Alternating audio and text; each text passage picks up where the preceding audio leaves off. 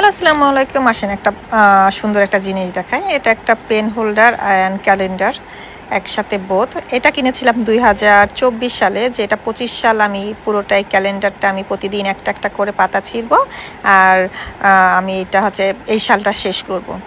কিন্তু আমি দেখলাম যে আমার দিন তারিখ মাস সব কিছু এতই চলে যাচ্ছে মানে তাড়াতাড়ি, যে আমার এইটা দেখার আর কখনো টাইম হলো না। একদিন খুলে দেখি যে অলরেডি এটা সেপ্টেম্বর মাস হয়ে গেছে। তো ভাবলাম তাহলে আর লেট করে লাভ কি, একদিনে সব আমি খুলে ফেলি।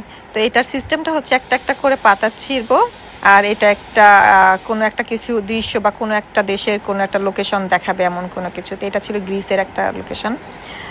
তো খুবই সুন্দর, এটা লাস্ট পর্যায় পর্যন্ত দেখবেন। এটা একটা খুব সুন্দর, আবার এটা আলো জ্বলে, লাইট জ্বলে, খুবই সুন্দর। যাই না কখনো যেতে পারবো কিনা।